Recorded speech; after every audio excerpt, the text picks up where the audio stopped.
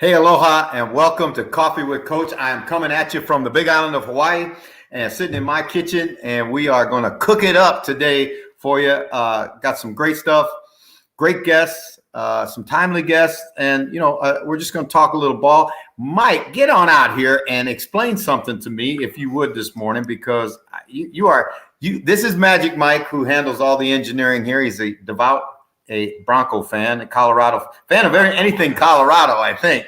But, dude, what's going on now? How many formats can people catch the show on? All you got to do, YouTube, Facebook, type in Coffee with Coach. More so for a lot of people before Periscope died that were obviously commenting on your show. You go to YouTube, sign up. It's live on YouTube. So, for example, here, you can see Owen is on Facebook. He's put a comment in there. Hi, Owen. And hey, aloha, Owen. How's it? And if anybody wants to put a comment in on YouTube, we'll get it on the screen. And if people still comment on Twitter, I will manually type the comment just because. So, for example, at Mike Grimes just said, "Hey, Coach," on Twitter. Okay, all right. Now, see, this is important because this whole thing started as a way. Fred Flunk, what's up, brother? On YouTube as well. As a way for us to communicate with the fans, and the fans communicate with us, and the fans to communicate with the guests. It's not a talking head show. We don't work like that. This is everybody's show. And again, Mike, I appreciate you so much. A lot of news right now. Belichick says Matt Patricia's been heavily involved in the Patriots pre-draft process. Not sure that's a good thing. Cowboys players had a Wednesday video conference about an OTA boycott. There's some stuff cooking up right now in the National Football League about players going to boycott voluntary workouts. And I think this is really, really going to be an interesting off season as we set this up. J.C. Treader, who is high up in the Players Association, says the OTA boycott is not protecting veteran roster spots. Bullshit. That's exactly what they're doing, and he knows it. And he, again, I just tell the truth, right? I mean, it's going to make it so tough. Right. And you got what's going to end up happening. There are going to be some veterans going to get cut because of this. And, again, I understand empowering the players. I get all that. But, man, I'm telling you, I don't think it's the right direction we're going. Mike Vrabel, Jim Schwartz is going to be help look at players towards the draft. He's the senior defensive consultant. He went from Philadelphia to Tennessee, where, again, he had a run of success under Jeff Fisher as a defensive coach. And again, I think that it's going to be interesting to see. Falcons released Ito Smith. And again, that's the news around the league. Mike, tell me what's going on with your beloved Broncos. Just give me 15 seconds of Bronco news. You've literally talked about it there now. The Broncos are one of the first teams to pull out of the voluntary workouts. I understand you got that key word there, voluntary. If I was 5-11, would I be trying to get back to work day one? I mean, a lot of them are. They're all at the facility, but I think the next CBA agreement, Jeff, is going to be very interesting because I think that the word voluntary will go. I think it's a long off season. They need to be in, getting ready to go. And I would have personally probably. I agree. See, I agree with you. And I tell you what, one of the things I take exception with what Treader's saying is, okay, his justification is we were able to put on a season without off-season program. Well, the fact of the matter is the game was officiated, and the NFL came out and said it early in the year that they were only going to call blatant holding calls, or there would have been flags all over the field, right? They did that to cosmetically make the game appear better than it was early on in the season, and then they kind of weaned off of that as we went on further. But the bottom line is, how many soft tissue injuries did we see early in the season last year? How many Achilles tendons did we see early in the season? You just can't get ready for football without playing football. And I think it's a selfish approach by the Players Association. Yeah, you're spot on. You're spot on. It's not about being right. It's about doing the right thing. That's the big thing to me. All right, let's talk about the right thing. The right thing is stack your damn draft board the way it needs to get stacked. And if you want to stack your draft board correctly, then this guy right here is the guy you got to listen to, because I watch all the, podcasts and mock drafts and this and that. And I'm going to tell you something. Spencer, you have done an outstanding job. We got about 3 more position groups to go through. So don't fumble the damn ball now, buddy, because we're looking at the linebackers today. I love this group. I love them, right? And what's interesting to me about them is how the dynamics of the position have changed in today's NFL. So who you like? Who are your top 5? You're an astute man, Jeff, and I agree with you. It's a good group, man. I think we got at least 3 first-rounders, maybe a 4th. So let's start right at the top there with Micah Parsons. Micah's, listen, he's how you want your linebackers to look. He's 6'0", 3'1", 246, 11-inch hands. He just validated with his pro day. He was a COVID opt-out, so he only played 2 years, but he's really been the guy since he's walked into Penn State, starting and playing as a very decorated true freshman. But listen, he set the pro day on fire. The year off did him well. He ran a 4.36 40. Benched 19 reps, jumped 34 inches, broaded 10.6, which is probably in 97th percentile, sub 7 3-cone. And the athleticism translates. Like I said, he's got size, he's got solid length, and he's an explosive closer. I love his closing speed. This is a guy that, looks, like those downhill physical Mikes, and he's got sideline to sideline range. And he is a decisive downhill player. I love his run instincts. He's got read and react ability. He triggers and he closes in the run game, and that's what he can do. And then that type of athleticism to me just translates so well for him in the passing game. He's a high level blitzer. The timing, the closing, the power he has, he's really got all the tools. And then you kind of mix that in with what he can do in the passing game. And for me in the passing game, he showed up, and he showed up not only, he's got all the athleticism to run and match tight ends and running backs and man, but what impressed me is playing a little bit underneath in zone coverage. You go to the Memphis game 2 years ago, and there, Memphis has Kenneth Gainwell, who's a really savvy back, and they're detaching him and lining up in the slot. So, Micah's got to match that. And Micah had some really nice plays, some ball production plays and off that showed patience, that showed the drive. He's not going to be this fluid cover player, but the interesting thing about him is just all the tools he has, there still is upside there. For a guy who has the strength, I think he could be even more violent and powerful with his hands. There's sometimes he gets caught up in the trash, sifting in the run game, where he's way too athletic and way too strong to be doing that. So I think there's some growth there, but all the tools he has, he's a day one type player that's going to come in. He's going to play linebacker for your team, and he's going to play in multiple schemes. He's going to be a 4-3. He can play in the 3-4. So I think he's a real safe prospect. But like I said, there's some tools to grow with him as well. Interesting. Daniel Jeremiah, who I have a lot of respect for, said this is the most interesting draft that he can remember because there are so many of these kids like him who opted out and really have only 2 years of football behind them. So you're looking at a guy with, we talk ceilings and floors all the time, ceilings and floors. Well, his ceiling's extremely high and his floor is extremely high. You know what, Spence, when I watched him, and I'm going to go back now in time, and you're probably too young you'll remember this name, but I don't know if you really remember the player as well. But this is, I think, a very much like comparison to another ex-Penn State linebacker who was a first-round draft choice, LeVar Arrington. He really reminds me of LeVar Arrington. Yeah, it's a good evaluation. It's funny you said that too, because LeVar has a lot of plays, these highlight plays in college of him leaping the line of scrimmage and playing in the backfield. Micah did the same thing. He sniffed out a double reverse and had a 10-plus yard loss.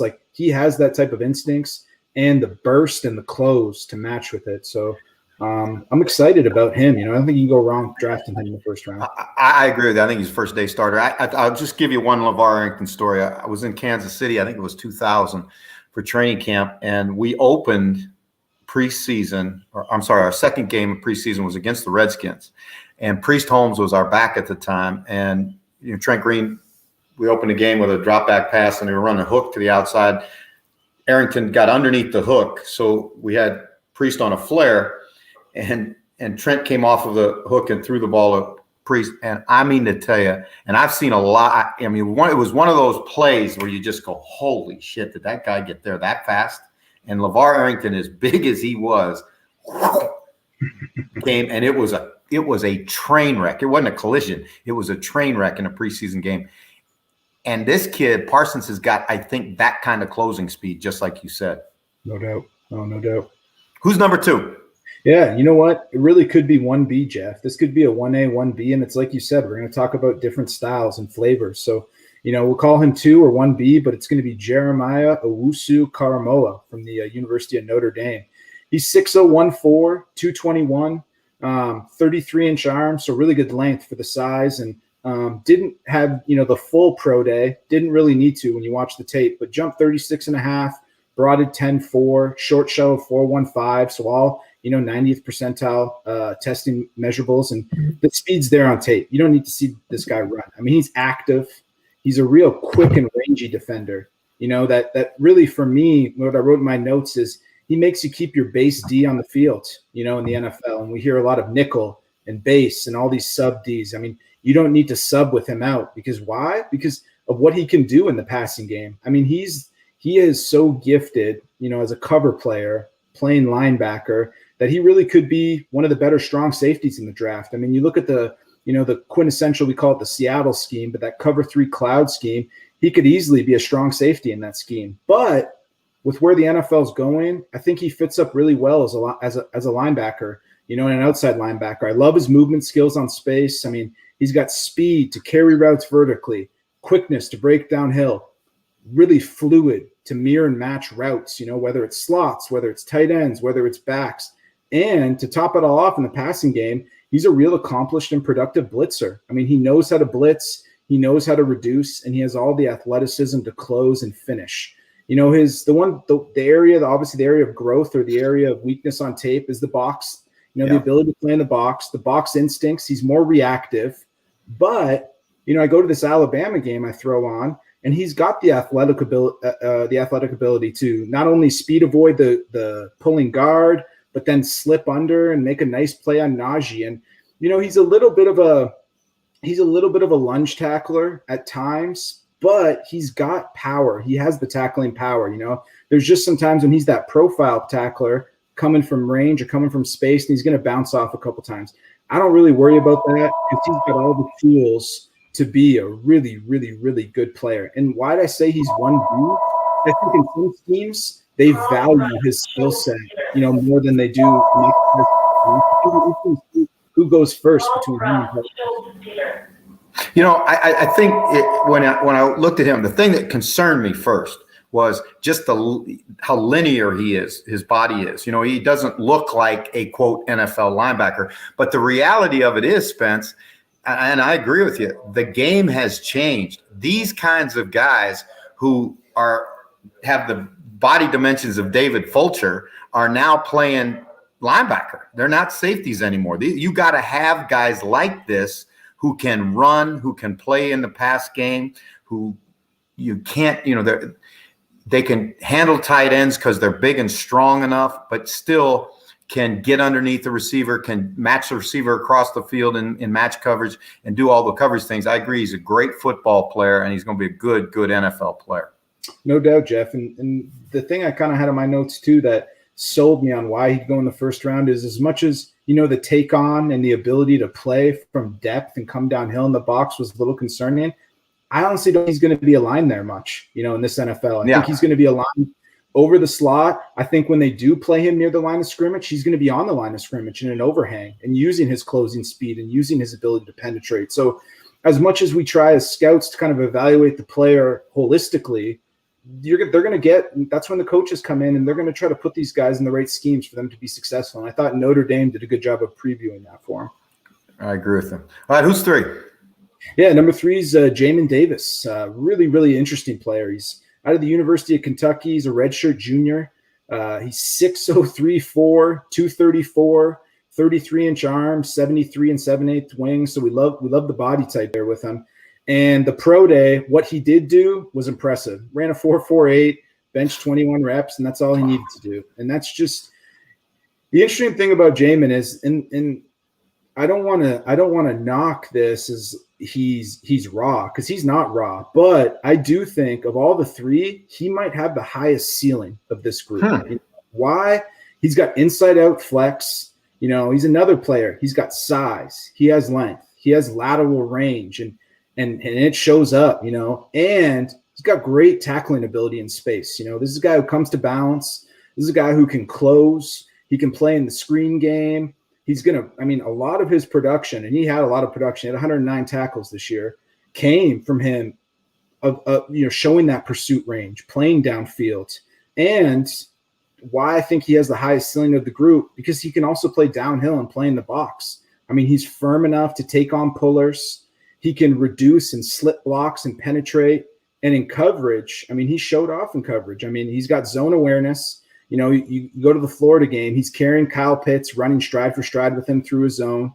You know, he had ball production, you know, whether he was around the ball or he's kind of capitalizing off some tip balls. I mean, that's ball production. Mm-hmm. And, you know, I watched the tape and I kept thinking of a guy that's an all-pro player in the NFL. And he does have this type of ceiling, and that's Darius Leonard. You know, yep. This is Darius Leonard. I mean, he's a little, when you look at him compared to Owusu, he's a little bit tighter. You know, he's maybe not as, I mean, Owusu's very fluid, but he's not, I mean, the stiffness just makes him more, maybe he's a little more like a Mike, but he has Mike and outside flex. So I'm excited about him. I think he's a first round pick. I would be shocked if he wasn't in the first round, honestly. I really like his skill set. Okay. All right. Number 4. Yeah. Number 4 is another interesting guy. And when we talk about just how players are used in the NFL or in college, Zaven Collins out of the University of Tulsa, another really, really impressive. He's 6'0", 259. Had another, I mean, we're talking about these guys can play and they can test well. I mean, 4'6", 40, he benched 225 19 times. He jumped 35 inches at 260 pounds, broaded 10'2", short shuttled 4'36". Wow. He's big. He's long, and he has range, you know, and his skill set, he really has a skill set to function in a variety of assignments. I mean, this is a guy that was a predominantly off the ball linebacker. You know, he wasn't a stand up 3-4. This guy was at, you know, 6'5", 260 playing off the ball. And what's interesting about him is just like what he can do. I mean, in coverage, and he played in coverage a lot, he can run in man. I mean, and he was tested. He would detach against running backs, and they tried to run double moves on him, and he could match that and carry them vertically. And he's got awareness in zone. I mean, there was a lot of ball production that you saw on his tape, and really fluid for his size. I mean, that's the impressive part. I mean, he moves like a 230-pound off-the-ball linebacker at 260. You know, and they did use him in the you know, as a rusher. You know, he's got some nuance to rush, you know, especially aligned in a 2-point. He can kind of run that jab step and bend and flatten to shorten the edge. So there is some pass rush ability there. But his predominantly, his effectiveness is off the ball. It's chasing, it's playing sideline to sideline, it's playing in coverage because of his size and length and his fluidity. So a really interesting skill set for the size of what he has. These are my concerns with him. Is for how big he was, I was a little concerned with the physicality and the urgency of playing downhill. I mean, there was a couple times on some tapes where they were running, you know, QB counters and QB draws, and he was letting the running back block him, you know, that was half his size, which was a little concerning for me because sometimes these lateral and these really gifted lateral athletes, you know, need to learn to impose their size and will. So I think that's a growth area for him. I didn't think his tackling power was great. You know, he's a little bit of a lunge tackler, a little bit of a catcher rather than a striker.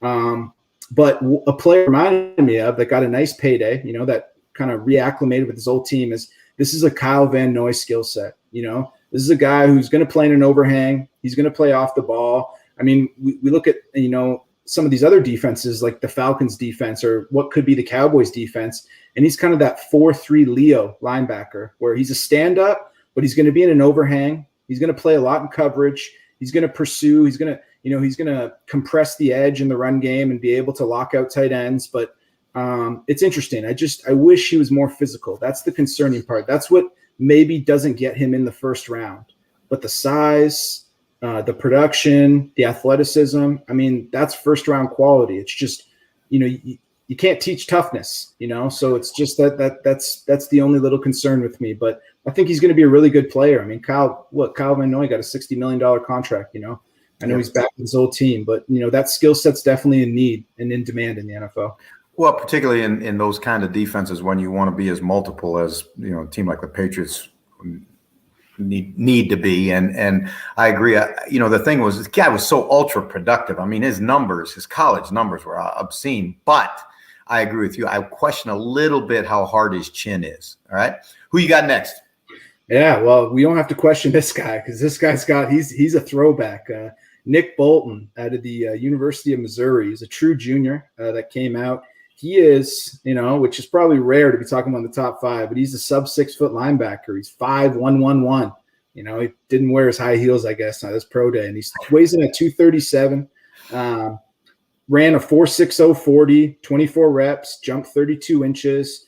9.7 broad jump, 4.50 short shuttle, 7.43 cone. So nothing that's gonna wow you, when you talk about these top 4 guys. But I mean, this guy's a throwback. He's urgent and he's a physical downhill striker. He's got great short area quickness to shoot gaps and finish. When I mean finish, I mean he is a violent chest up striker who really has no regard for his body the way he plays, which just makes you appreciate it more and more. He joins every party as a gang tackler that he can. He's not as rangy, and gifted in space as the above 4 guys I mentioned, but I mean, he makes it work. He scrapes laterally and he might have to bubble a little bit, but he finds his way to the football, outside the hash, which I was really impressive. And, I do think obviously he's going to have some limitations for him in space because of the length, because of the size. So his tackling radius isn't elite like some of these other players that I mentioned above. But, I like to call him and some of my old guys I worked with will laugh, but I call it if he can touch it, he's going to kiss it. Yeah. So if he can touch it, he will strike it. And that's just kind of what he can do. And I don't want to take away anything of the other 4, but I mean, he did this in the SEC and it was impressive. So like the size, the lack of length, maybe he's got a little more rigidness than the other group. It really didn't concern me because when you have a guy that can shoot gaps like that can finish on Najee Harris, finish on a lot of these, running backs that he played in the SEC and violently close. I mean, even his plays out in space when he was kind of pursuing in the screen game or the perimeter game, his contact, there was no ground given on his end. And I think that's going to translate to the NFL because a lot of the players he's playing against is playing in the NFL. So is he going to go as high from a measurable perspective or some teams not going to have him on his board because he doesn't fit the optimal measures? Maybe. But this is a guy that I'd want on my team if he was available at the right spot. You can't teach that type of physicality and instincts. He is exactly what I would want. I mean, and I'm talking as a special teams coach. Give me that guy and he'll be my war daddy on special teams. And he's going to make everybody around him tougher and more physical because of the way he plays the game. I agree. 100%. Not big enough, not fast enough, not. If you just do the underwear Olympics, put the tape on and watch the guy blow people up. That's all I got to say. Great job again, my brother. Hey, we're gonna have a special draft show because we got to stack our top 50 and look at the first round. We'll get together with Mike and put that together. You cool with that, Spence? Yeah, absolutely. All right, man. Great job again. And we move on now. Next week, we go to the defensive backs. We're going to lump them all together and look at safeties and corner. It's a deep group of defensive backs. So we may expand it and look at our top 8 on defensive backs. All right. Yeah. Great to have you with us again, Spence. Coffee with Coach Spencer Zimmerman, the draft guru, here every week. Take care, Jeff. All right. Hey, I tell you what, my man does a phenomenal job. Not a good job, does a phenomenal job. And we're so lucky that we have an opportunity to have him with us. And we're lucky to have the next guy with us because one of the sadder things in, recent NFL history, and I say that's about a week old, 2 weeks old, is Julian Edelman was released by the Patriots and has decided to retire. And for all of us that are Julian Edelman fans and love the way the guy plays the game or played the game and, the competitiveness and all the things he brought to the Patriots and to the National Football League, it's a kind of a tough one because you love to see those kind of guys. So we went out and called an old friend of mine who happened to be Julian's junior college coach at the College of San Mateo, and Larry Owens. And Larry is going to join us and talk about what Julian Edelman was like as a young guy and what it was like to recruit him, what it was like to have him on his team. We're going to tell a little story on me because Larry tried to get me to take Julian Edelman when I was coaching at Hawaii, and I'll tell you how that went. And so, Mike, if we got him, let's bring on Larry Owens. All right, there he is, the big man, LO himself, with a couple of guys that are almost as famous as you, Big Cat. Yeah, Tom Brady and Julian. Yeah, they're not as famous as I am, though. Come on, Jeff. I tell you what, you're calling a fan. You're calling a fan. Got your sunglasses on. I love it. Hey, man, let me ask you a question. Now, a lot of the listeners actually know you and recognize you from your time in National Football League Europe and as a defensive coach both at the Scottish Claymores and then with us with the Amsterdam Admirals. How many World Bowls you win, man? Man, unfortunately, I only got the one, but the one was in Scotland, and it's still close to my heart, man. Still close. All right, now, you were with. Let me tell you, Jim Kreiner was the head man. Head man. While Bill Dutton was coaching on defense. Bill was coaching the defensive lineman. Jimmy Tomsula there at that time? No, not that time. It was Ray Wilsey, the legendary Ray Wilsey. Oh, the Raider. That's my guy. Raider legend. That was my Raider guy. legend Ray Wilsey was there. Right. Yeah. Super Bowl champion with the Raiders. What a great staff. Oh, yeah. Thinking back about those days, Larry, when you guys were in Scotland, what was other than the World Bowl, obviously, what was the best memory you have of those times? The best memory, well, I don't know if it's the best, but one of the memories I had, it had about 6 different weather changes within a half hour. And I'm a spoiled California guy, and I got rain, sleet, snow, shade, everything you can think of. And I was like, what the heck is going on here? I'll never forget it. The wind was blowing sideways, the rain was coming down. I looked at Ray one day, Wilsey, and I said, Ray, what the heck is this? He goes, oh, big fella, just hang in there. We almost over. The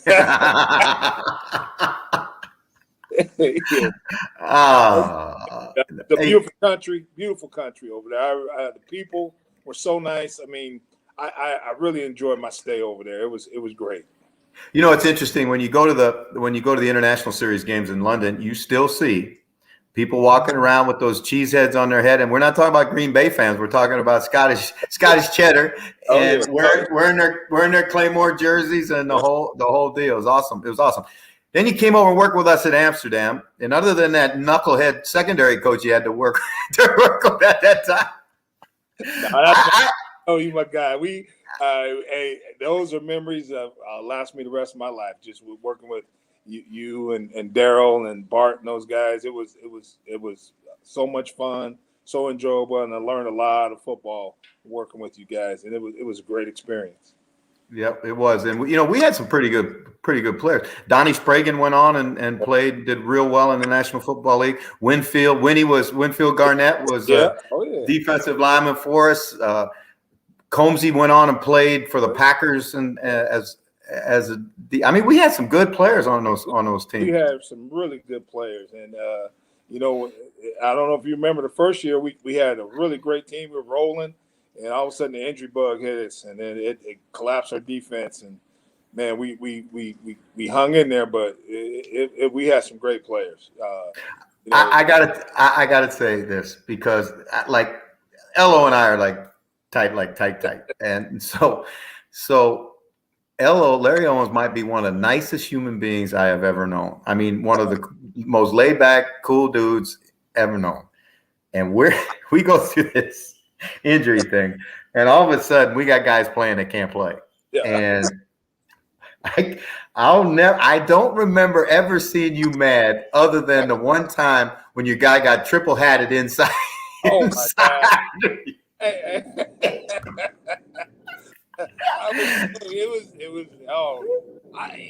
People don't know what triple hatted means. That means 3 people pass you by and you have a gap, and you didn't own any of the gap. But it was just like unbelievable.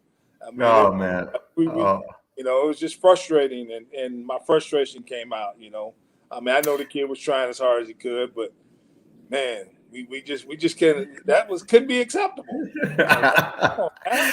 Hey, now you would always get you had a real good situation as head coach at College San Mateo, and you would always get an opportunity to come over and work with us. But you go back and you went back and recruited a local high school quarterback from Woodside. Was it Woodside? Woodside High School. Yeah. Where Julian went to school. Tell us what it was like when you watched Julian as a high school player. What kind of high school player was he?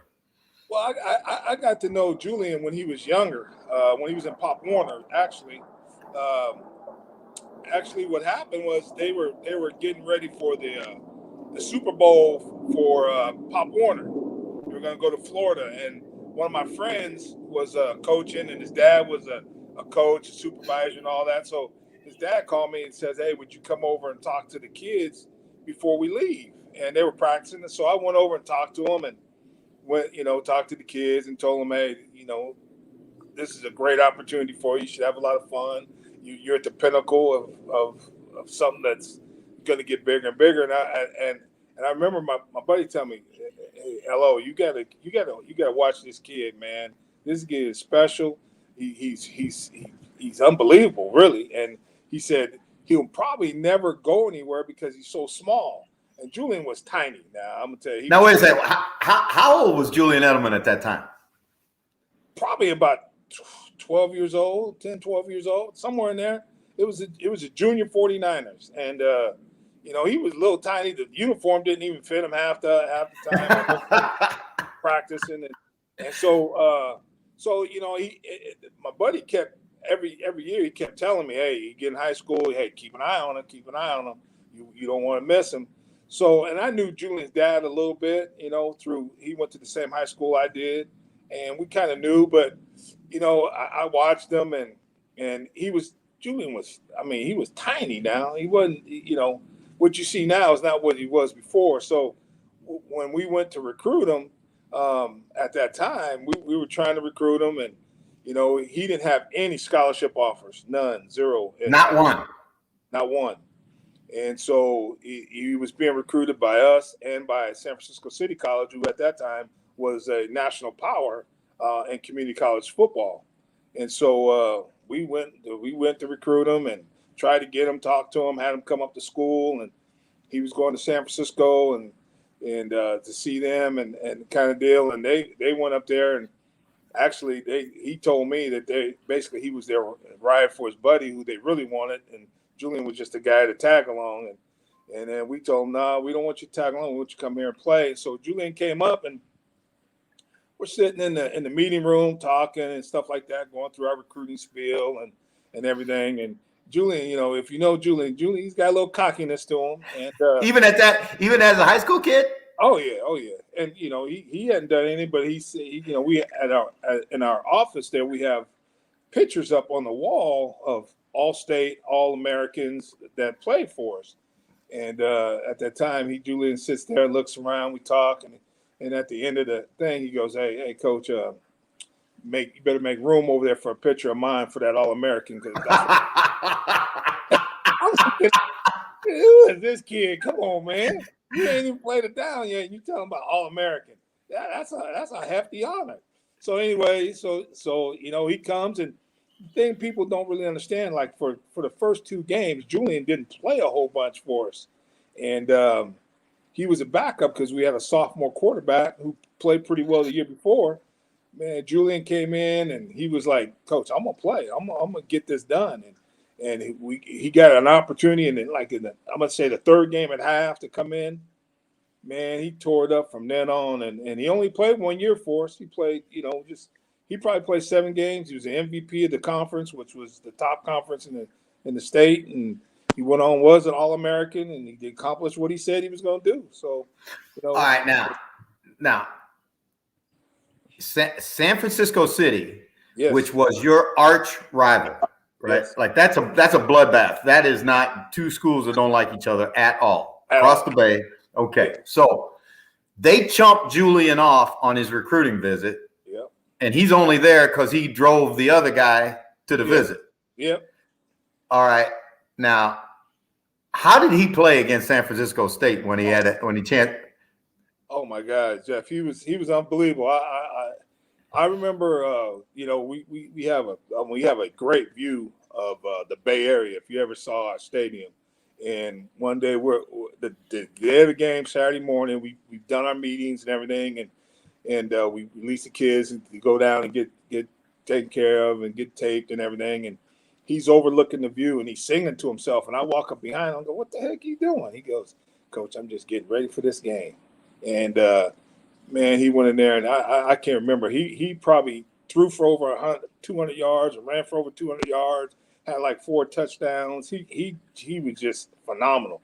But it was for him. He looked at it as that was his payback because he wanted to show them that they messed up and he could play. Do you think part of the reason he was as successful as an NFL player as he was, Larry, was because of the fact he still had that chip on his shoulder from being a kid that was unrecruited as a high school player? Yeah, Julian, to be honest, he had the small man's complex. He had a complex, a chip on his shoulder.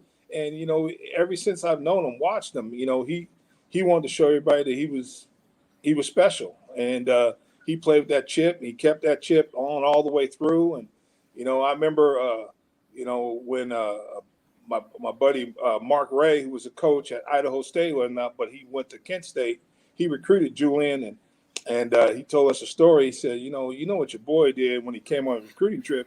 He told a quarterback at Kent State, yeah, I'm here to take your job. What? he fronted up the starter on his recruiting visit? I tell him, hey, I'm coming here to take your job. And then he did.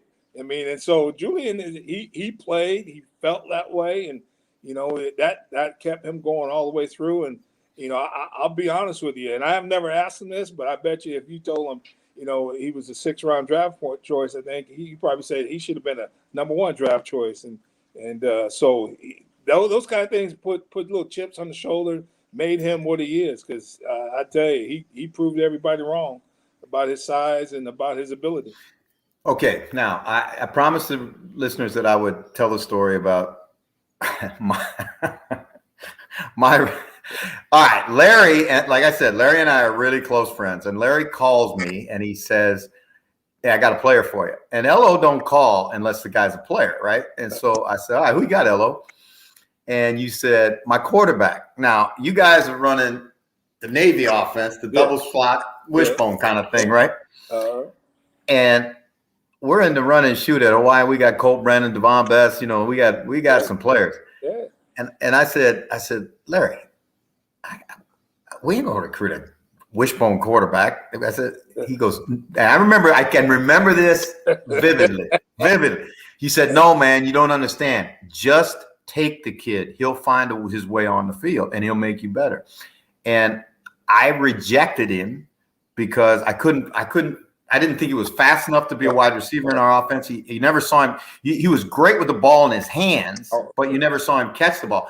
And interestingly enough, LO, I interview him at the Super Bowl, and we're in one of those media scrums, and there's all kinds of reporters all around him. And I used your name to be able to get up front and get a question in, right? Because I said, "Julian, Larry Owens said to say hello." And immediately he turned and, "Oh, man, LO's my guy."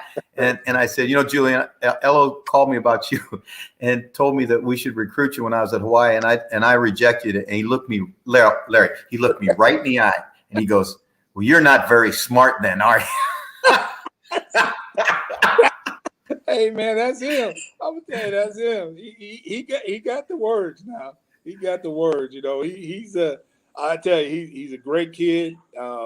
If you people really got the chance to know him, he's very good. He used to come up and talk to our kids and at the school and give them encouragement. He'd be up there. He's donated money to the program, and he's just a great young man. And I'm so proud of him. But I can tell you this, Jeff, there's a couple other guys I made that same phone call to. They said the same thing. Well, then I don't feel it. White guy. I said, I'm not recruiting a white quarterback to come to play that ran in your office. I tell you, it was just, it was amazing when I watched him. And I used to love to watch him play because it did not matter whether it was as a rookie punt returner the year they got decimated in the secondary, he goes over there and he plays corner, and he's lining up and play. Not just over there. Yeah. The guy's an incredible football player. Fans, if you got a question for Larry about Julian Edelman, or if you want to just make a comment, feel free to get on with us. Were you surprised at all, LO, when he jumped like he did? Like when he went to the Patriots, which obviously was a great fit for him because he's so smart and he can do so many things. And, they find a way to keep those kind of football players around. But were you surprised at the NFL career that he had? Not really, because if he got the chance, like he said in his retirement speech, he was going to go to the wheels fell off. That's the kind of guy he is. And the hard work, I think people are starting to talk about that, but I knew Julian as a hard worker. He's going to do everything he possibly can. And so, to say that he was going to reach the top where he's at, you never know. I didn't know, but I never doubted him. After watching that kid perform in community college and going on to Kent State and play there, I didn't doubt him at all. And the one thing I did know is he went to the right program with the Patriots that were going to utilize his skills. And the day that he got drafted, a couple of days, I talked to him. I said, "You went to the right spot, the best spot, because they're going to find out what you can do." And he said that's what Belichick told him on the phone conference after he drafted him. He said, "I don't know what you're going to do. We're going to figure you out once you get here, and we'll figure out places to put you." And I knew he wasn't going to be quarterback because that other guy, number 12, he has a little chip on his shoulder too. That was going to happen. So it was a good thing that he went out there and he did multiple things. What is it with the water out there in the Bay Area? Because Brady's from right around the neck of woods too, and Tom Martinez, who was Tom's first quarterback coach, is a College of San Mateo guy, right? Yeah, I met Tom when Tom was a young kid, and he used to come up to Coach Martinez's clinics, and we used to. Tom used to have me work the clinics, and I would work with Tom a little bit as he came, and him, Tom, mom, and dad were good friends with Coach Martinez, and he was the first coach. So I've known Tom since he was a young kid, and he's phenomenal. I'm so happy for him and seeing where he came from, because he put in the work too when he was a young youth, just like Julian did. They all put in the work, and hey, Coach Martinez was a special coach and a special knowledgeable guy that got Tom going in the right direction. Elo, when you've had players like Julian Edelman, who obviously their work ethic is so incredible, so impeccable. Have you used him in your program, as an example of what can happen, what can be if you because he had to have, like, you look at his body, Elo, his diet, he and Brady, both of them the same that way. I mean, incredible. Yeah, they both have different diet plan than I do, but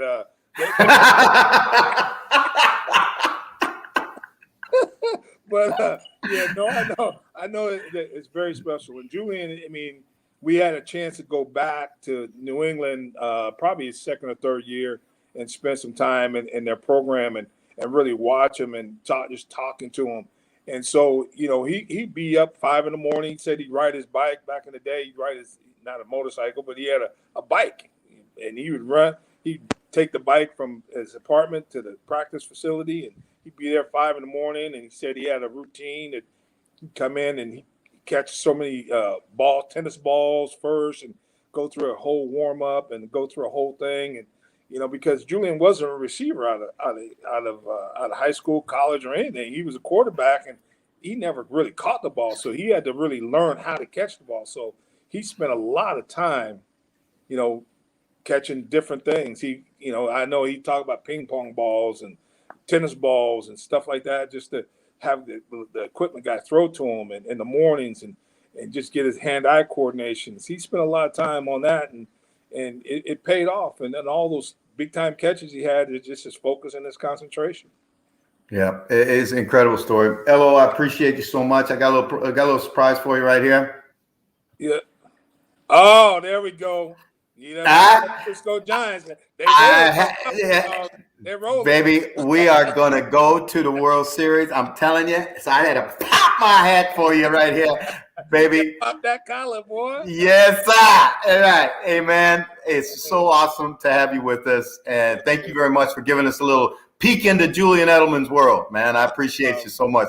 Love you, All man. right. Take care. Love you too, brother. Tell Tisha I said hello. I will. All right. Hey, that's just Larry Owens. Man, what a great, great dude. We are just about now, Mike, to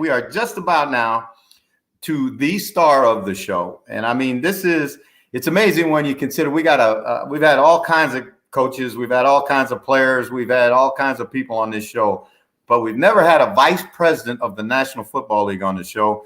And Big Mike, come on out here. He's here. It's all good. Now, you don't need me to stall. It's all good. He's here. No, I'm not stalling. We have started a thing where every week, where if you can guess our star guest, you get to introduce that star guest. All right. And when you do it, you better bring the real stuff. I mean, this is talking about a vice president of the National Football League. So this week, the winner of the Introduce a Star contest was Neil Dutton, who somehow guessed Henry Hodgson like in 2 guesses, which was amazing. But have we got Neil ready to go? Henry's here, ready to go, and Neil's here as well. So I'll get it going. Yeah. All right, let's go. Let's go.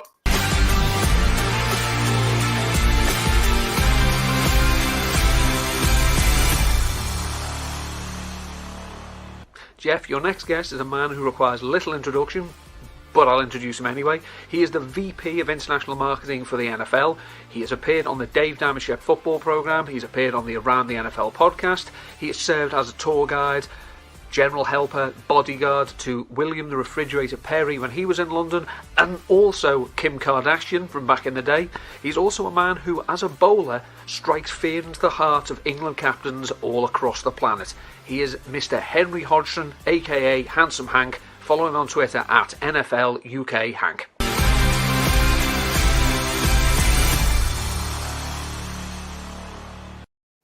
Whoa! Wow! Whoa! Neil Dutton.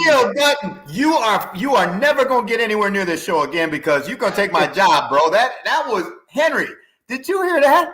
I not only did I hear it, I want to take Neil Dutton everywhere I go. So every time I enter a room, Neil Dutton just goes in front of me and gives me that intro. I love it. Thank you, Neil. OJS90 says, Handsome Hank. Look at this now. Handsome Hank, I wasn't aware of that one. I try to keep that away from you, Jeff. That's not something you need any knowledge of. But now here we are. When did you start going with Handsome Hank? I never started going with Handsome Hank. Dave Damashek, very early on into my relationship working with him, christened me Handsome Hank. It's not a name that I have necessarily gone out with myself, and I prefer not to. But I mean, yeah, that's how unfortunately I've come to be known by some people. So that puts you in pretty rarefied territory because we got Eddie Spaghetti, we got Handsome Hank. He's got his own little cast of characters. He's got his own cast of characters, and that was my name. But yeah, very kind. Unfortunately, it leads people to an assumption that I, it was fine for a podcast, right? No one actually gets to see me. Now they can see me, and they're like, "Well, wait a second, he's called what?" So how are you doing, Jeff? It's nice to see you, man. I'm doing really good, my brother. Hey, we're going to unpack a lot of stuff here this morning, and a lot of it is it's going to be fun, and it's going to go. We're loosely scripted. Exactly. At the best of times, but right. Fans, you're welcome to call in and ask any kind of question, make a comment, get a hot take, make a complaint, whatever you want to do through the through the show. Michael Grimes here, and now again, I'm going to say this, Mike. Can we get this straightened out, please? Because I mean, how many weeks do we got to go through this? Tell us where you're from in the universe, because listen, this is not some regional podcast. This thing goes around the globe. This is the vice president of international marketing. So you could be from anywhere, and we need to know where you're from. So when Michael Grimes, hit us back Again, I appreciate the kudos, but I need to know where you're from so we can address that.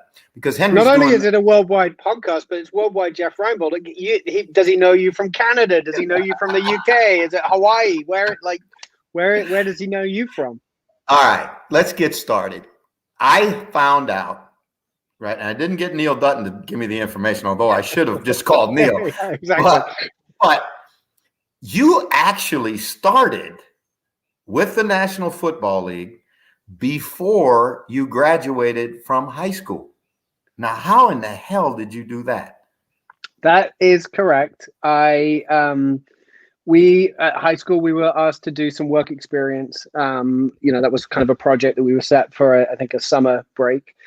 And a lot of people went off and did whatever their dad did or their mom did and kind of showed up for work there for a few days. And I thought, screw it, let me, I loved the NFL by then. I'd fallen passionately in love with the sport. There was an office that had just opened up in the UK. And I wrote a letter and said, hey, I think I was 16, 17 years old. I'd love to come and do what can I do? How can I come and help you?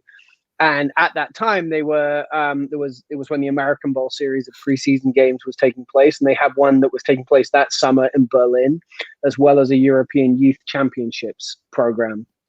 So I was invited to go along and help them. I went to Berlin for, I don't know, a week, 10 days, something like that. The Giants played the Chargers in Berlin. Lawrence Taylor had just retired, but he was shipped out there to kind of be the face of the Giants. Because if you remember, that was a time period where they had gone from LT and Phil Simms and all those guys to nothing, basically. Nobody. Dave Brown and Kent Graham were battling for the starting quarterback job. But they were playing against the Chargers. That Chargers team ended up getting to the Super Bowl the end of that year. So it was pretty cool to be there like day one of their season. But yeah, spent a week getting experience, doing all, writing press releases, doing all kinds of stuff that as a 16, 17-year-old, was like just pitch in and help out where you can. And, I guess the most important thing was making some relationships that meant that I could come and continue working over the years for the NFL. All right. Now, I got to know, did you have to bring a letter from home from your mom excusing you to call? Pretty much. I mean, Dear Mr. Luck. You know what? Well, seriously. that was even at that time, it was even before Oliver Luck. I think it must have been in, one of those hiatuses between NFL Europe or World League happening and then NFL Europe reopening. But yeah, no, I think it was just prior to his time. It's a weird one. Like now, if a 16-year-old wrote to the NFL and said, "Hey, I'd like to, come and do some work experience," they'd be like, "Yeah, thanks. I bet you would," and that would be the end of it. But it happened, and I'm incredibly grateful for it.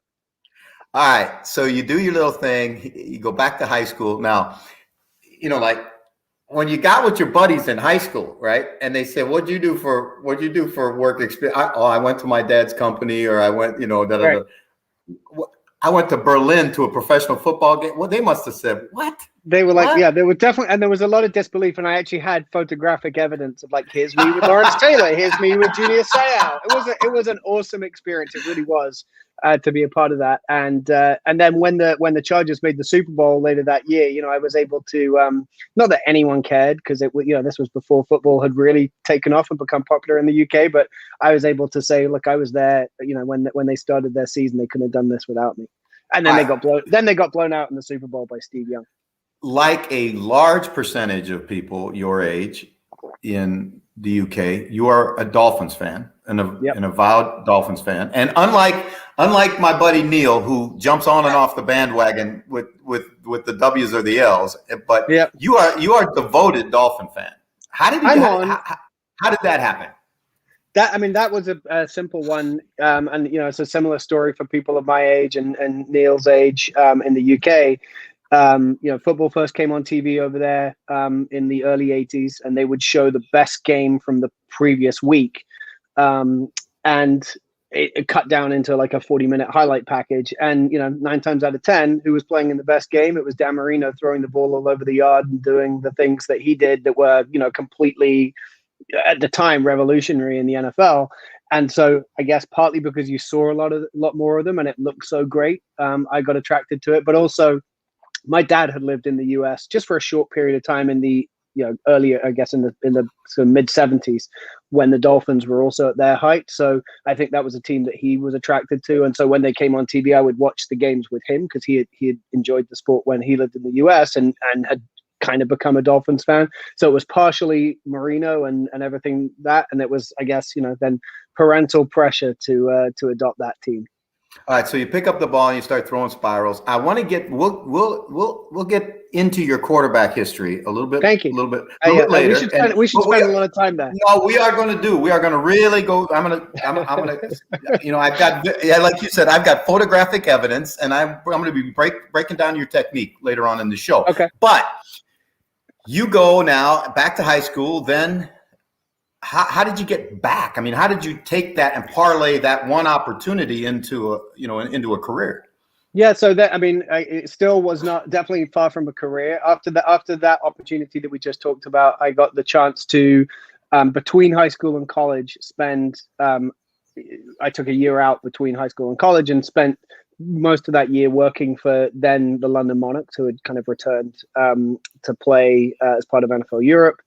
And again, kind of got thrown into the fire, small team, small office. And that was the big year for the London Monarchs, probably the most famous year for the London Monarchs. They signed a guy named William Perry, William the Refrigerator Perry, who at the time was, and maybe, and Jeff, you know this as well as anyone, probably still is the best known football player in the UK. And I would think, Tom Brady is still struggling to overtake the fridge.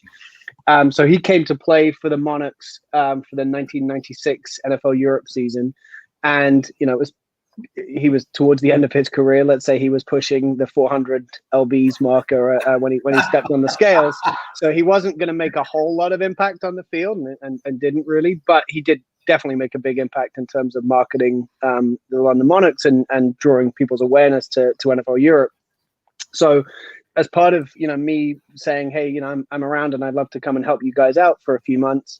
It was like, okay, great. You have to escort the Fridge to all of his PR appearances on TV, radio, et cetera, so I hung with the Fridge for I guess 2-3 months maybe while he was around in Europe. He didn't make it through the whole way through the season, unfortunately, but yeah, hung out with the Fridge for a long period of time. That was fun.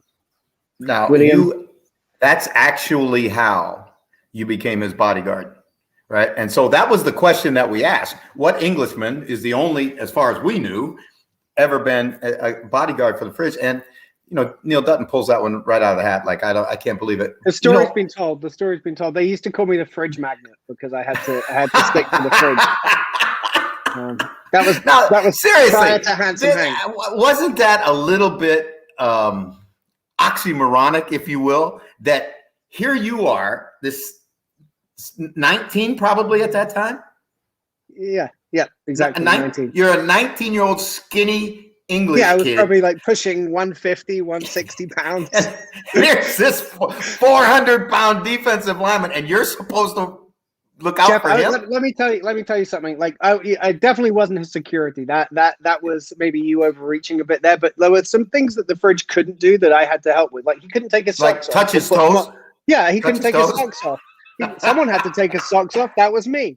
So that I got my start doing things like that, and I'm genuinely not kidding about that. All right, now that's priceless. I want to use all you kids out there, right? All you kids that want to be successful one day. You got to be willing. You got to be willing to work. Right at the bottom. Start at the bottom.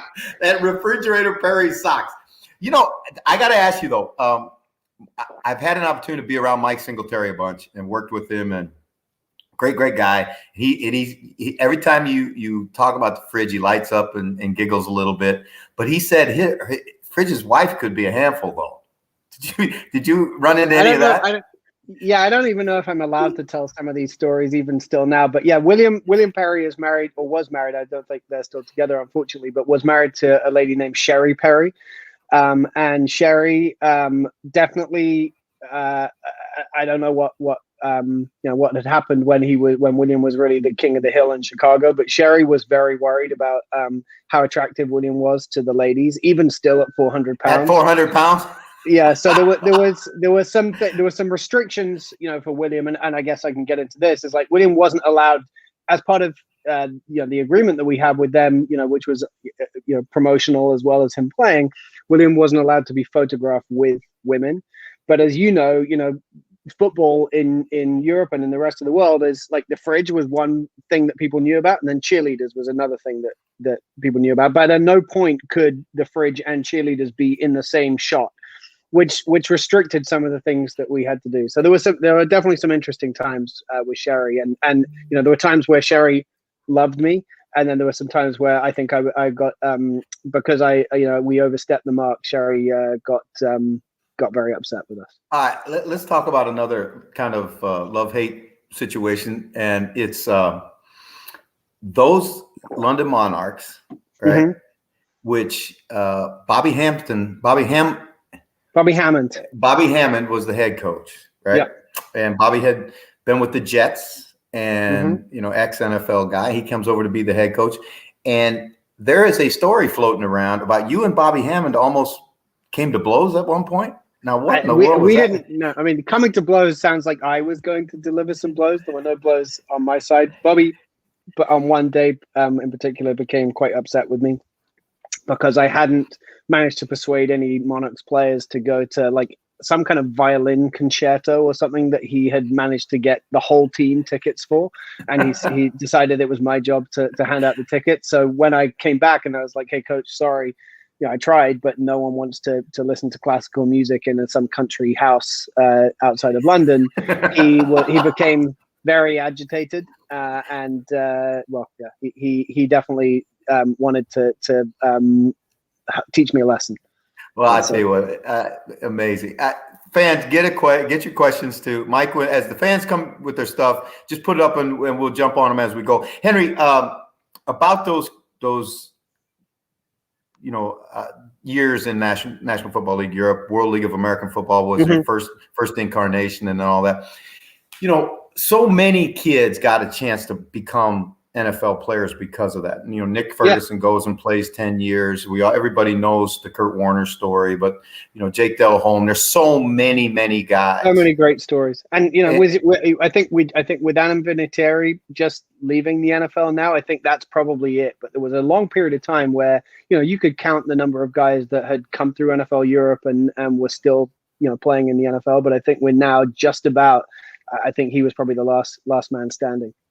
Well, what? It's interesting now. Now that you see him in coaching, absolutely. When you look around, Vance Joseph, who's the defensive coordinator in Arizona, played for me in Amsterdam, and played in Barcelona. So there are a number of those guys out there. I got a question from what is your favorite memory from the Modern London Games series while working in the NFL? This is Sean from Bolton. I love the question, Sean. My favorite moment from any of those London games was genuinely the very first one. Like the work that went in, and this is a good moment to be talking about it because Alistair Kirkwood recently left the UK office. But the work, and Jeff, I think you were around at the time, the work that was put in, post NFL Europe, kind of especially being in the UK. And then, the sort of 3-4 year program that wound up with a game being played in London. Even 18 months, 2 years before that happened, they actually played a game in Mexico City, if you remember, that happened just before that, which we tried to get to come to London, and that didn't happen. And it still seemed so unlikely that there would be a regular season game played outside of the US. Just, the Mexico thing was crazy, but at least it was close. The idea that there would be one in London was pretty far-fetched. So I can tell you definitely that very first game, when the ball kicked off, I know it was pouring with rain. I know the Wembley field wasn't looking its best, but when that game kicked off, I get goosebumps thinking about the goosebumps that I got then. Just that, like, this was happening. It was happening there, and I guess just specifically for me, that the Miami Dolphins were playing in that game was a pretty awesome thing as well. Well, I think when Henry, I was there at the time when Alistair first, let that balloon float. And you could hear the laughter from the New York office all the way in London. Exactly. It'll never happen. It'll never happen. And the football people said no way, and the whole thing. And again, I think Alistair Kirkwood, his legacy with the National Football League is cemented in that international series, and it's Yeah. such a great thing because when Absolutely. we were together and you were with the with the Monarchs, it wasn't Well, with quite the league office, with the league. I mean, I think well, early on when you were with the Monarchs, I can remember going into White Hart Lane, and honest to God, Henry, I think you could count the number of people in the stands on two hands. Seriously, I mean, that's definitely true. I mean, for all of those NFL Europe games, there were stadiums you could go to if there were teams that were in the doldrums and weren't playing well. You'd go in there, and by halftime, you could have introduced yourself to and had a pretty good conversation with everyone in the stadium. So to where we've got to now, for that first game in London, I remember before the game happened, when we announced that we were going to get the game, we did what was called a registry of interest. So fans in the UK could go in and say, "Hey, look, I'm interested in coming to the game," and I think we allowed a maximum of maybe 8 tickets that they could say, "I'm Jeff. I'd like to come to the game, and I'm going to bring 8 friends, or there will be 8 of us going." And I remember making the announcement being made at the Super Bowl, or a couple of days prior to the Super Bowl, and then we set up this registry of interest. And I remember being with Alistair during the Super Bowl when it was being promoted on Sky, like, "Hey, you can sign up and get at least put your name down for tickets." And when the number broke the 500,000 ticket mark, it was like, I think this is gonna be a success. And that is a testament to in the whatever that was, between the times where you could count the number of fans in White Hart Lane to 6 years later, let's say, when this was actually taking place. That's a testament to the work that was done, led by Alistair and by the team that you were a part of in the London office, to build the sport to the extent that we could have sold out Wembley however many times over that would be. Well, I mean, it all changed so much because when we were, staying in those old hotels in NFL Europe and traveling the way we travel, I went to interview Sean McVay at the Rams headquarters outside of London when they came in and played a couple years ago. Nice spot. Oh, I'm going to tell you something. It was phenomenal. And they took the parking lot and they made them a locker room. I mean, it was the Taj That's where Mahal. they put you up. That's where they put you up when you do the Sky work, right? No. No? And I want you to speak to someone about that.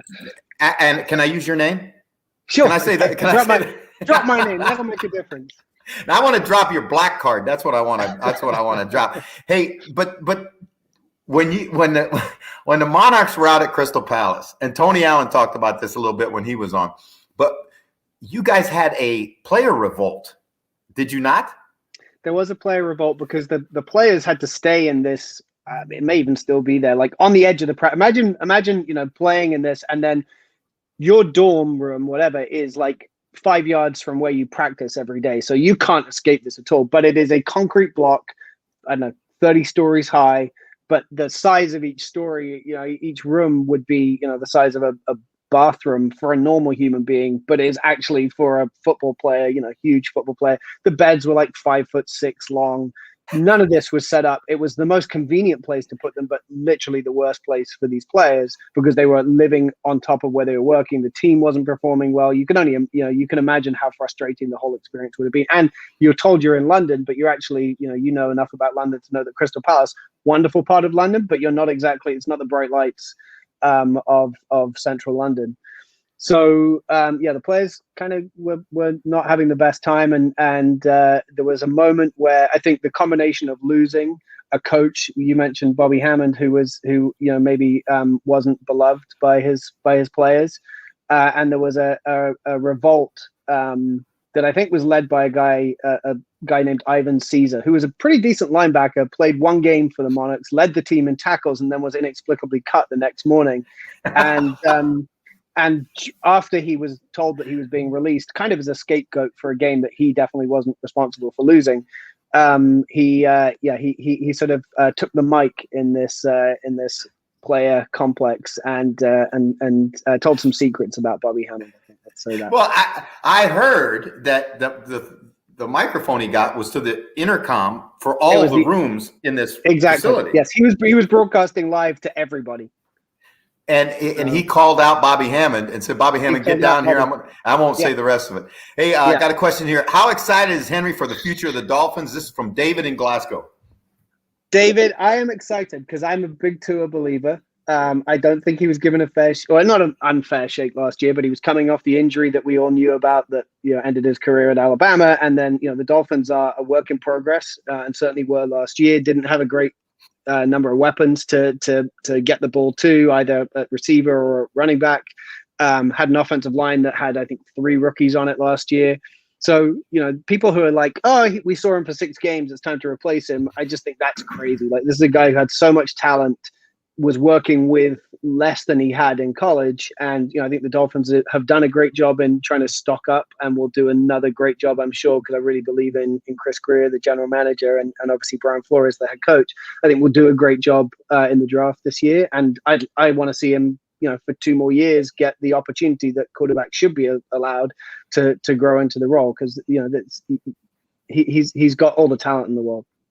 All right, now you come to work with the league, Mm-hmm. and you and another skinny, tall American football player from England are in cahoots together, working in the league. Neil Reynolds, who's now become, let me just say, this is a really cool thing for me, because I look at you now as vice president of the NFL, and I look at Neil, who's now become the face of the NFL in the UK. The face of the NFL. Yeah, and I think that's a fair statement. And just to remember you guys as being those 2 young guys that were just so energetic and so much fun to be around, so much a part of our Team Europe stuff, all of that. We go from the Kings Road offices down to Piccadilly Square, I think, and there is a stock room in the NFL, those old NFL offices. And fans, let me tell you something. Every day, I worked in the international player program. So Tony Allen's office was here, my office was here, and Henry and all those guys were down here. And there was a hallway down, and I would see them about 11:50 every day. They would walk down the hallway with a football. And it didn't dawn on me that you guys would be going into the stock room to throw footballs to one another. We throw a football around in there. That stock room was a treasure trove, Jess. First of all, let me tell you, like, in there, I don't know how, but there were decades-old Topps, football playing card sets, and so we would just open those up, and you'd find, you get a pack of 7 players, but they're players from like the mid '80s, so you could have a great conversation. Oh, look, here's Hugh Green. Oh, look, here's whoever. Just like random things there. But yeah, you're right. We would also. It was a big room. We would also throw a ball around, try and predict what was going to happen in some of the big NFL Europe matchups that weekend. All right, now, which one of the 2 of you actually put Shuggy's head on for your game of catch? I'll tell you, it was the guy with the least hair. Because Shuggy had a better head of hair than the guy who was wearing it. I will tell you that. All right. Well, let me also tell you then that I checked with the PFF guys, and little did you know that they were grading you through that whole time. And Neil, really? I mean, Neil told me that you were really good on the short and intermediate throws. Didn't have a great long arm, but you didn't have to use it much in the stock room. In the stock room, yeah. But take me out of the stock room, I can hit him downfield as well. I will tell you, Jeff. Your quarterback rating at 117, not bad. Not bad. Your stock room quarterback rating at 117. What we would do as well, there were shelves with things in, and we would open up a gap in the shelves, and then you'd have to get it through that hole to the receiver on the other side. But one time we got found by the at the time the head of finance with Neil the guy with less hair, Neil wearing the shuggy head, and I think at that point we were told, hey guys, stop doing whatever it is you're doing, stop doing this. So Scott Barwick came down and said, you guys knock it off, you 2 knuckleheads. Maybe that's what happened. Yeah, okay, I got you. All right. Now, NFL Network is coming, right, at this time, and it really, really was a huge jumping off point for a lot of people's careers, but particularly yours, right? It was. But before we do that, I want to get back to just quickly. I want to tell your fans about you in NFL Europe, and because you were. No, but seriously, this is a true thing. So one of my favorite things at the time was that during NFL Europe training camp, which took place in Tampa every year, all the 6 clubs would go to Tampa, stay in one hotel, work out on one practice field. And my thing, and I honestly, I absolutely love this, was every day I would have to go to one team's practice and I would write up, here's what happened in practice to get today with the Amsterdam Admirals and 5 players who performed well and notes that I took or whatever. And it was on the NFL Europe website. And we'd go to practice and it was cool. You got to, hang with some of the players, coaches, etc. afterwards. And I learned a lot about football and really at the, it's still like those moments where I loved doing that every time. But I remember the very first time showing up to this Amsterdam Admirals practice. And I was like, who the hell is making all that noise? The loudest person on the field, like someone is down there screaming and hollering and shouting at like Atari Big B or someone who didn't do their thing right. And they were like, oh, that's Jeff Reinbold. And sure enough, there you were. And you made an immediate impact on me that day. That was before you had come to work in the London office or whatever. And I think we chatted after practice, or I got some kind of quote from you about something. But I was like, who is this guy who just has so much energy and so loud down the other end of the field? And that was the first time I, met you, saw you, and since then it's been awesome getting to know you. And that's why I was so happy when you were added to the NFL Europe office then. Yeah, that was such a great bunch of people. Really, really was a phenomenal bunch of people. And Tony used to refer to working in the National Player Program as like being a missionary, because we were trying to grow the game, and everybody in the office was that way, trying to grow the game, trying to not much different now. Not much different now, to be honest. No, it isn't. Now let's talk about that, because that's a good jumping off point. Now, obviously, Neil does an amazing job at Sky of promoting the game. Sky's, we're going to have the network back again for a week at the draft. The Sky NFL network's going to be back. Yeah. Television is such a driving factor in marketing sports, right? Mm-hmm. So for you, how much are you involved in the global television market? Definitely involved in that part of it. I would say that, making sure that, I think one thing we've done a good job of recently is making sure that those guys, our TV partners, whether it's Sky or partners in, all of our other markets, have lots of, content, assets, whatever, that can help them promote the game. I think just saying like, here's the NFL, here's the draft, whatever, definitely going to bring the fans who are existing fans in. But what we also have to do a really good job of is kind of make it more accessible to people who love sport but haven't necessarily discovered the NFL yet. So one of the ways that we try to help them is, here's some content that's either going to educate people a little bit about the sport or the teams or the players that they're going to fall in love with and eventually become NFL fans, or just like, who are the, here's some great moments or something that makes it more accessible. So I agree with you. I think TV is one way to do that. Absolutely, the best way to get reach, and then social media as well is another way that we can, bring new people into the sport with those kind of things. Because that was originally when you went to Los Angeles to work, it was digital media you were involved exactly. with, right? Yeah. So I moved from the London office, having worked there for about 7 years or so. Kind of, this is not the fridge stuff, not the Berlin game thing, but 7 years in a row as kind of a full-time employee, if you like. I got the opportunity to go and work in LA at the NFL Media Group, working on basically the content programming across all of the digital platforms for the NFL. So NFL.com, NFL Mobile, the TV app, just making sure that it was sort of surfacing the best content, the most relevant content for fans on not just any given day, but any given moment. Like, what is the story that people need to be seeing, watching, etc.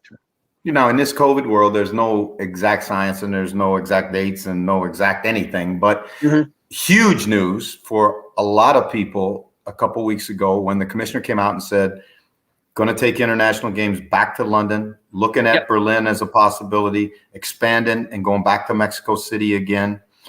What's the long haul? What's the long vision that you guys have for developing the game internationally?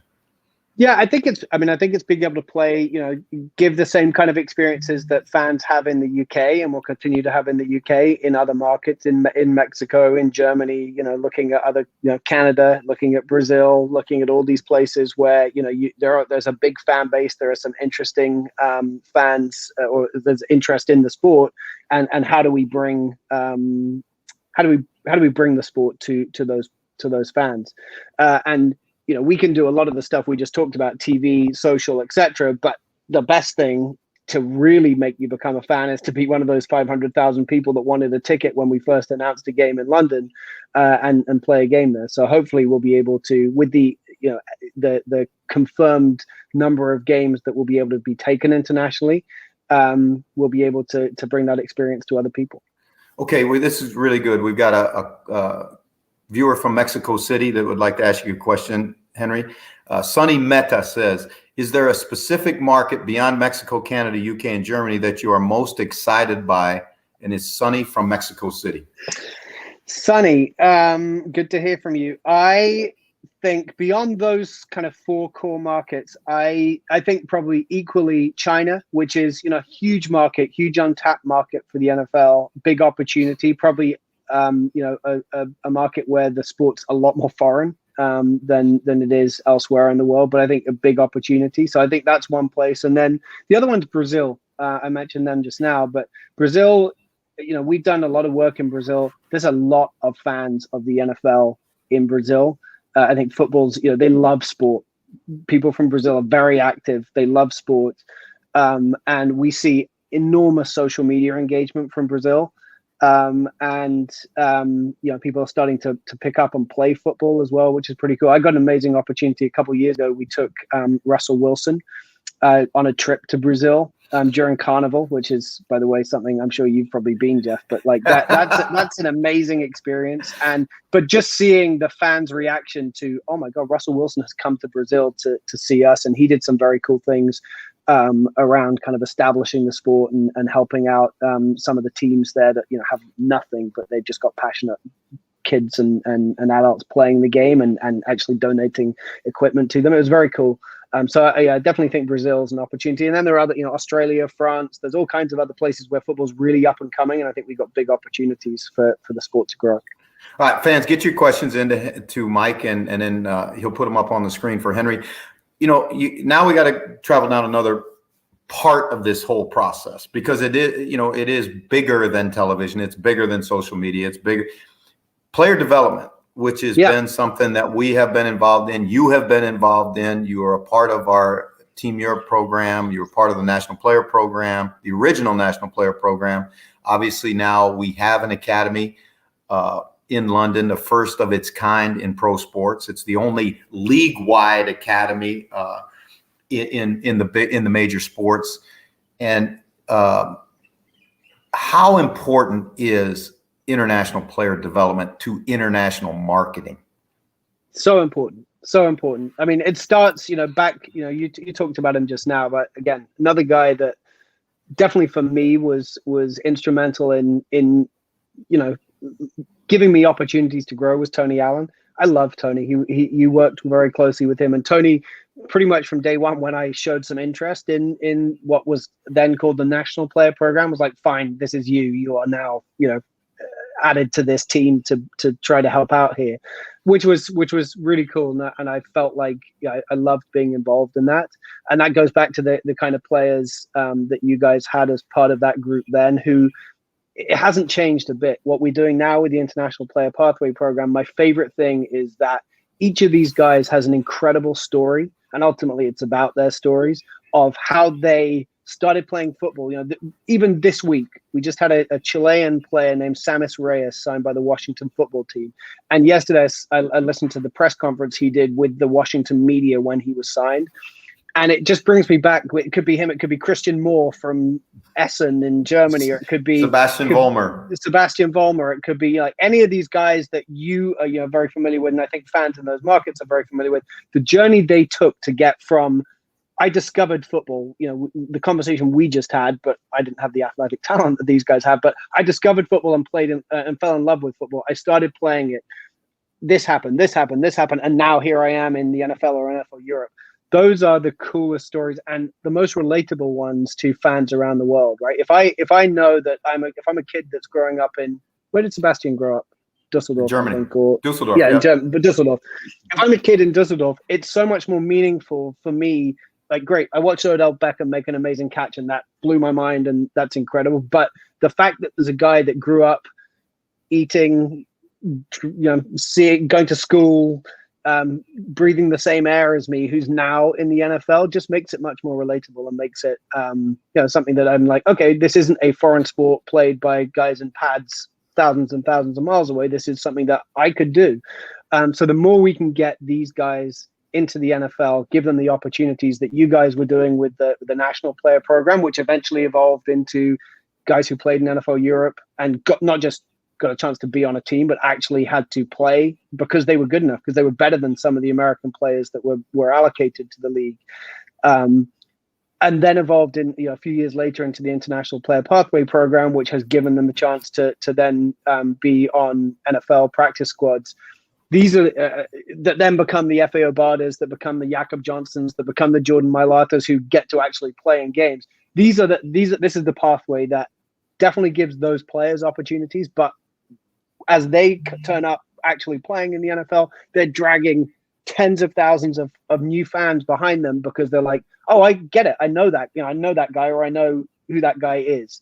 And so it's incredibly important. And that, you're talking about long-term, where does the NFL go and how does it grow? It's more of those kind of stories that will help us get there and become a true kind of global sport. Well, I think there's a spin-off benefit to that too, because now you watch today, the Canadian Football League had their international player draft. Yeah. And there were some kids who were pathway player programs that were drafted today. I know our team drafted a punter from Australia in the first round. We drafted an English linebacker. We drafted a Finnish defensive tackle. So it is now, football is becoming more and more of an international game. And you mentioned Canada as a possible place where you'd like to play games. Again, you used to had games in Toronto, have had games in Vancouver. When you look at all of it and in its entirety, I know it's huge business. It is huge business, but it's a sport that is so incredible. And for us to think about, we've had Adam Gotsis on the show, who I met as a 16-year-old Australian kid playing in a youth, it was just kind of like a youth weekend where all the states from Australia sent their best players and they all got together and slammed into each other for 2 days. And to think that kid's playing in the national football, it's incredible. It is. They are truly, really they are the best stories out there. They really are. And I think you're the same. I get very attached to those stories. Absolutely. The guys, I remember, another guy who I'm incredibly passionate about because he's such an overachiever and has done so much is Adam Dirty, who was part of that national player program, played, in Scotland and Hamburg. And honestly, like, he was on the field because he was the best player at his position, not because he was a national player.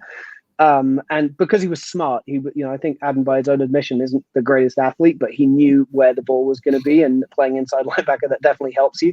And I've got to know Ad really well along the way, and was passionate about helping him grow the program when he was in charge and leading the International Player Pathway Program. And I remember him showing up in LA probably 3-4 years ago, like in early December, and he was like, "Hey, you've got to come and meet this guy." So I went with him to a hotel and met this kid, the biggest human being I've almost ever seen, named Jordan Mailata, and he was like, we just worked him out. You wouldn't believe what this guy can do. And check out these rugby highlights. And again, it's completely blown away that this Australian kid who's come out of nowhere, never played this sport before, but he, took the chance and was coming and running and jumping and everything for them. And he was like, we're definitely going to have him be part of this program. Got to know Jordan, who is the sweetest, nicest human being you can possibly imagine, but also turns into, the Incredible Hulk on Sundays. We have now discovered. And just being, alongside Adam as he was, helping develop Jordan and being able to tell that story. And again, for me, it is about the storytelling for these guys, which ultimately ended up with him getting drafted by the Eagles. And then seeing how his career's progressed, and he got the opportunity, obviously, to play a bunch last year. there's nothing more satisfying than seeing those guys get these opportunities because they deserve them, because they work so damn hard for them, and they've come so far to get the opportunity as well. And then being able to tell that story it's really cool. I love it.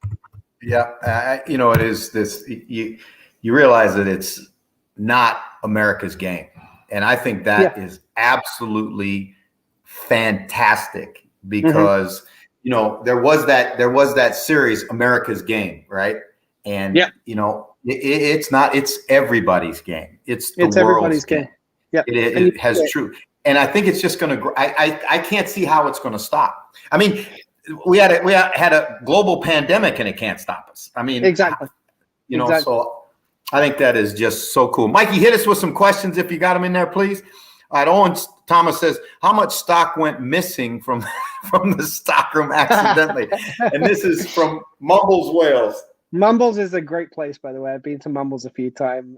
A friend of mine lived there, and just the idea that there's a place called Mumbles is one of my favorite things. But it is also a beautiful place.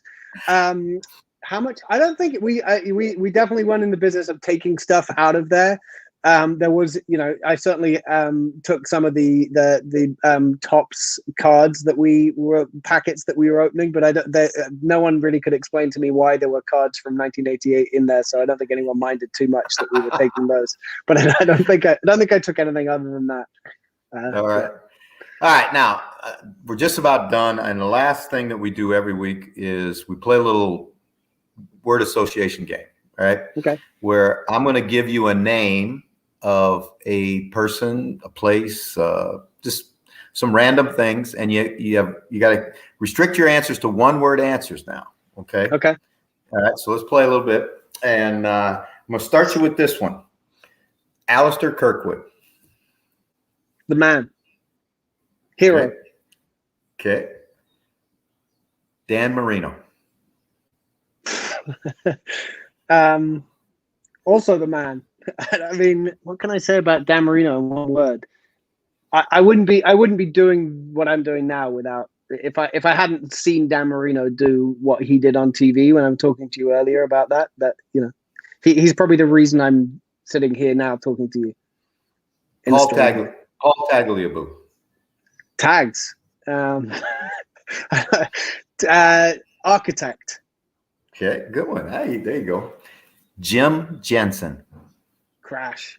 Do you know what? It's so crazy that because when Jeff and I talked earlier today, and he said, I'll ask you about some of your favorite players from back in the day, and Dan Marino is definitely the man, but the number two guy for me was Jim Crash Jensen. Crash was I think a player you would love more than anyone else because he did a bit of everything, right? He was a great special teams player. He played tight end. He was their backup quarterback. He was their backup punter. Like Crash could do anything and everything. And so I'll tell you a good story. The year that the Dolphins came and played in London in 2007, I didn't have to. I was allowed to go and I guess earlier in the season, our game was probably week 6 or 7 or something of the season. And earlier in the year, and that team was terrible. You remember they came into, I think they won one game that season.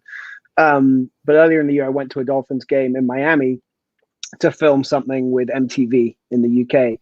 And one of the things we were able to do was go into, they have like an ex-players lounge that former players can show up and be at the game. And so there was a former tight end who played for the Dolphins briefly named Howard Cross? I can't remember. Who showed us around and gave us the tour. But then we went into this room to watch the second half of the game, and I'm like, oh my god, there's Jim Jensen. I couldn't have fanboyed out more than in that moment. Of all the players, there were guys. Mark Duper was in there and whoever else, but it was Jim Jensen. I was like, wow, that's really Jim Jensen. I had a nice chat with him. A super nice guy, but Crash Jensen, yes. Sorry to interrupt you again, but I love that guy. All right, now I'm going to tell you my Jim Jensen story. Okay. Jim Jensen played quarterback at Boston University, which was in the league that I played in at the University of Maine. And we were playing them his senior year, and he had the neck roll on as a quarterback, even as a college player. And Jim Jensen was about 6'3" and really a good athlete, right? Yeah. He wasn't a great quarterback. He was like the best athlete on the field, right? Yeah. So I'm playing safety, and he drops back to pass, and scrambles around and gets out, and he starts running down the sideline. And Neil, I mean, Henry, I got him lined up, and I'm gonna whack him right on the sideline. And I come and I leave my feet, and he jumps over me. And all I can remember is he's like doing the splits, and I went right through him into the Boston University bench, right? Oh, and no. Then I look like this, and there's Jim Jensen scoring a touchdown in the end zone. I bet the coaches didn't show that on film much that way. Hey, listen, man, it has been so awesome to catch up with you. And It's always great to see you, Jeff. So proud of you, and so proud of what you're doing, and so proud of our league for, giving Guy, I mean, how many, think about, we talk about those stories, right? And this is the key thing. And this is so important. You don't have to be a player necessarily to have a great story or to have an NFL career or any of those other things. So there are kids out there that may watch this and say, I'm going to be that guy. I'm going to be, the vice president of international marketing, whatever. So again, thank you so much for coming and sharing that with us. Thank you, Jeff. It's a pleasure seeing you, and great to be able to get questions from fans and all that stuff. And I love what you're doing with this. This is awesome. So I will. I've watched some before, but I'll be tuning in even more. The only thing I'm disappointed about is I bought a coffee to Coffee with Coach, and you didn't have a coffee at all. I've had 6 of them already this morning. If I had any more, I wouldn't be able to sit down. Take care, Henry. My best to your family. See you soon. Aloha. All right. All right, Mikey. How about that, huh? Vice President of the National Football League. What a great get. And thank you, fans, so much for all the questions, and all of it is really good. It was one of those things where you just sit literally, and as Henry just said, you can't really drink a coffee at 10:10 in Ireland at night. But I mean, it was a great conversation, and it was good to hear, obviously, about the old days in NFL Europe and just what goes on behind the scenes. Yeah, it was great, and great interaction, especially on YouTube. A lot of people have been subscribing over the last hour as well. So. Okay, now that's actually, because again, you know me. You and I we're like the dream team, because you know everything and I know nothing. Right?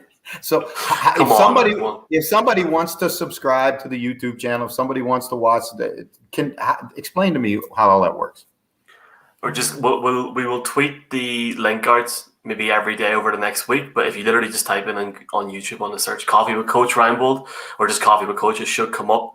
Hit the channel, just hit subscribe, or if you see the video, it should just hit under it, subscribe, and it works perfectly. I think you've got 10 or 15 people that have done that in the last hour. A lot of comments come through, and obviously thanks to everybody for their patience for getting this on live on YouTube. But we're ready to go, and all in good time for the draft, man. We're going to keep growing it. I tell you what, we got great guests coming again in the next couple weeks. And Ma'a Tanavasa, who was supposed to be with us today, couldn't be with us today. He's going to be back with us next Tuesday. We're going to really start to hone in on the draft, and we're going to stack our board, and we want you to be a part of it. So join us here again next week on Coffee with the Coach. Aloha. Thank you very much. Cheers.